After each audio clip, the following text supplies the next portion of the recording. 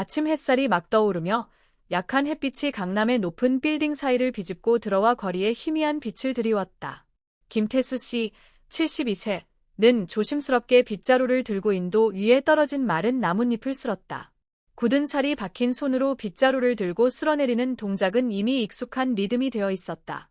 낡고 먼지 묻은 작업복을 입었지만 그의 눈빛은 여전히 차분한 고요함을 띠고 있었다.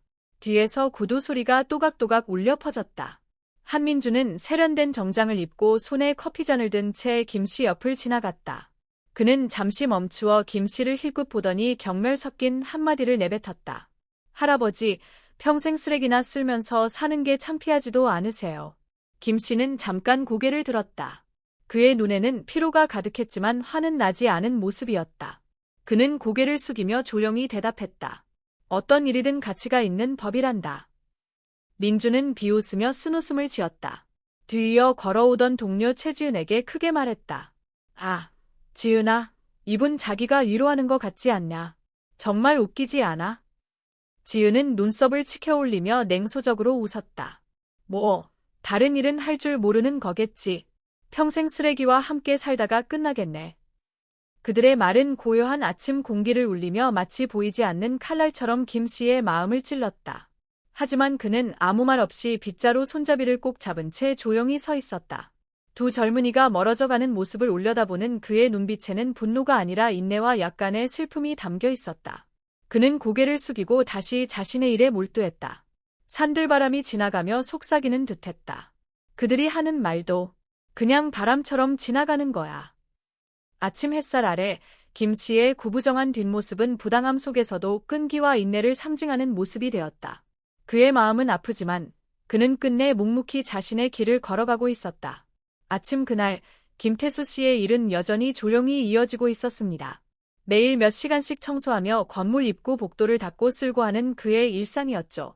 하지만 오늘은 한민준과 최지은의 서두르는 발걸음과 비웃음 섞인 웃음소리가 그의 어깨에 보이지 않는 짐처럼 얹히고 있었습니다. 김 씨가 계단 아래 굴러다니는 플라스틱 병을 집으려 몸을 숙이자 뒤에서 익숙한 목소리가 들려왔습니다. 거기 아저씨, 일 좀 제대로 하세요. 이렇게 쓰레기를 흩어놓고도 그게 일이랍니까? 김 씨가 돌아보니 민준이 환한 표정으로 서 있었고 손가락으로 길 모퉁이를 가리키고 있었습니다. 방금 쓸어놓은 쓰레기가 바람에 흩날린 자리였죠. 김 씨가 대답하기도 전에 민준은 가까이 다가와 경멸 가득한 눈으로 그를 노려보며 말했습니다. 정말 시간 낭비야. 쓰레기 쓸기 하나도 제대로 못하면서 이 일을 왜 하는 거야. 젊고 건강한 사람들이 이 일을 하는 게 낫지 않아. 이 나이에 무슨 일을 할 수 있다고 생각하는 거야. 김 씨는 깊은 한숨을 내쉬며 차분한 목소리로 답했습니다. 나는 이 일을 누군가와 경쟁하려고 하는 게 아니야. 그저 살아가기 위해서 필요해서 하는 거지. 이 일이 작아 보일지 몰라도 나는 이 일로 부끄러움을 느끼지 않아. 지은이 뜨거운 김이 올라오는 커피 잔을 들고 다가와 김 씨를 머리부터 발끝까지 훑어본 뒤 비웃는 말투로 말했습니다. 부끄럽지 않다고. 그렇다면 자랑스럽기라도 하신가 보죠. 매일 다른 사람의 쓰레기를 쓸고 닦는 일이요. 평생 성공이라는 게 뭔지 모르셨겠네요. 김 씨는 빗자루 손잡이를 가볍게 움켜쥐었지만 더는 아무 말도 하지 않았습니다. 그의 마음은 아팠지만 그들과 말다툼을 하는 것이 상황을 더 악화시킬 뿐이라는 걸 알고 있었습니다. 그날 오후 김 씨가 건물 입구를 막 마치자 갑작스러운 소나기가 내리면서 금방 청소한 구역이 진흙탕으로 변했습니다. 그는 입술을 꼭 다물고 추운 날씨로 감각이 없는 손을 이끌며 조용히 다시 청소를 시작했습니다. 몇몇 직원들이 그를 지나치며 냉담한 시선으로 바라보았고 마치 그의 존재가 중요하지 않은 듯했습니다. 그때 고급 승용차 한 대가 가까운 물웅덩이를 지나며 흙탕물을 그에게 튀겼습니다. 낡고 찢어진 유니폼은 더욱 초라해졌습니다. 민준이 차에서 내리며 조롱 섞인 웃음으로 말했습니다. 할아버지, 정말 꼴이 말이 아니네요. 하지만 뭐, 익숙하시잖아요. 지은이 조수석에서 내려 입을 가리며 킥킥 웃었습니다. 이 일을 하는 사람이 당신밖에 없으니 감사해야겠네요. 김 씨는 고개를 살짝 숙이며 짧게 답했습니다. 말씀이 맞습니다. 하지만 나는 누구를 만족시키기 위해 이 일을 하는 것이 아닙니다. 그날 밤, 김 씨는 교회의 작은 방으로 돌아왔습니다.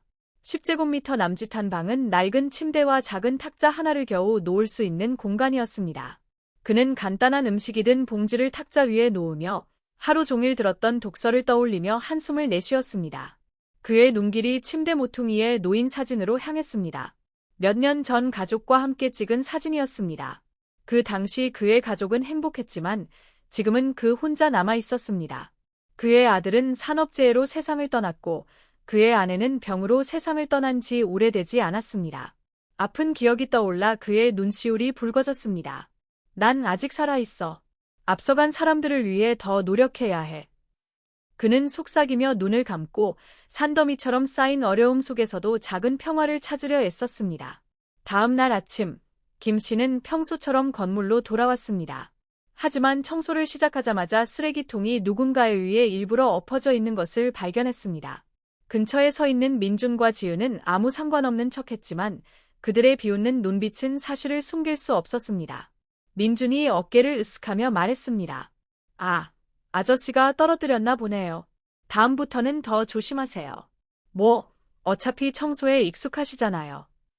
지은이 덧붙였습니다. 맞아요.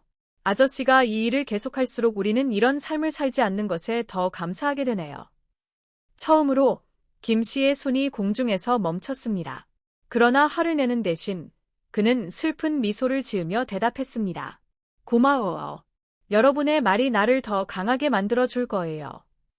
두 사람은 잠시 멈칫했지만 곧 큰 소리로 웃음을 터뜨렸습니다. 그러나 김 씨의 눈빛 어딘가에서 그들은 조금 당황한 듯한 기색을 내비쳤습니다. 회사의 창립 30주년 기념식은 건물의 대형 홀에서 성대하게 열렸다. 직원들, 한민준과 최지은을 포함하여 모두 화려하게 차려입고 와인 잔을 들고 회사의 업적에 대해 이야기하고 있었다. 아무도 한쪽 구석에서 조용히 청소를 하고 있는 김태수 씨를 신경 쓰지 않았다. 윤혜진 CEO가 무대에 올라오자 분위기가 엄숙해졌다. 그녀는 연설에서 강조했다.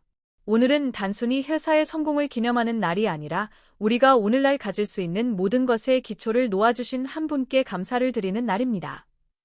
홀 안은 정적에 휩싸였다. 무대 위로 조명이 집중되자 윤 대표는 큰 목소리로 말했다. 회사를 설립하신 김태수 님을 모시겠습니다.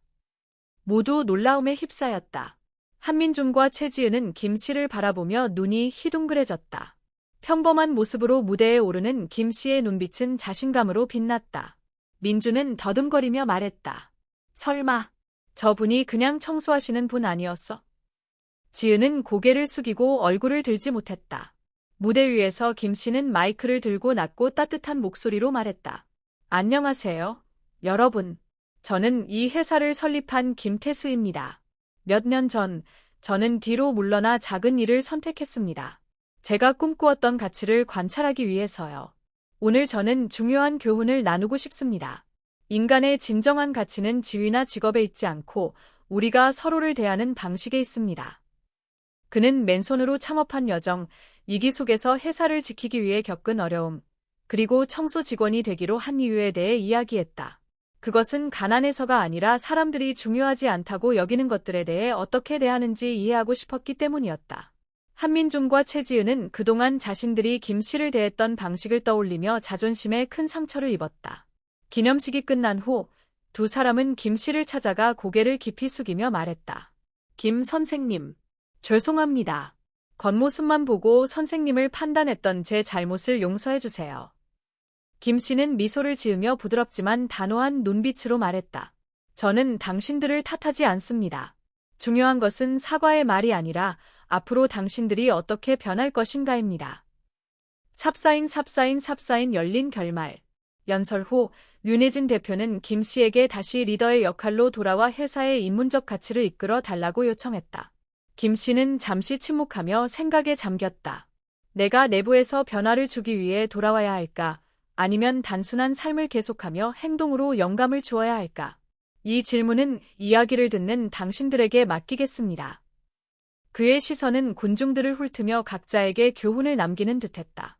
삽사인 현대 사회와의 연결. 김태수 씨의 이야기는 한민준, 최지은 또는 회사 직원들만을 위한 교훈이 아니었다. 그것은 현대사회에서 흔히 볼 수 있는 현실을 반영하고 있다. 성공이 지위, 돈, 염으로 측정되는 세상에서 육체 노동은 종종 무시당하고 조용히 헌신하는 사람들은 쉽게 잊혀진다. 김 씨처럼 이 사회에는 인정받기를 요구하지 않고도 중요한 가치를 창출하는 사람들이 얼마나 많을까? 이 이야기는 중요한 질문을 던진다. 우리는 작은 일을 하는 사람들을 어떻게 대하고 있는가? 겉모습만 보고 사람을 평가하며 그들의 진정한 가치를 간과하고 있지 않은가? 경쟁과 압박이 점점 커져가는 현대 사회에서 이 이야기는 우리에게 중요한 메시지를 상기시킨다. 모든 사람을 존중하라. 그들의 직업이나 지위에 상관없이. 편견이 우리의 눈을 가려 사람의 진정한 가치를 보지 못하게 두지 마라. 성공은 당신이 무엇을 성취했는지 뿐만 아니라 당신이 주변 사람들을 어떻게 대하는지에도 달려있다. 이 이야기는 무대 위에서 묵묵히 서 있는 김 씨의 모습으로 끝난다. 그의 눈은 깊은 성찰로 가득 차 있었고 모든 이에게 질문을 던지려는 듯했다. 당신이 김태수라면 단순한 삶을 계속 선택할 것인가? 아니면 내부에서 변화를 주기 위해 리더의 자리로 돌아갈 것인가?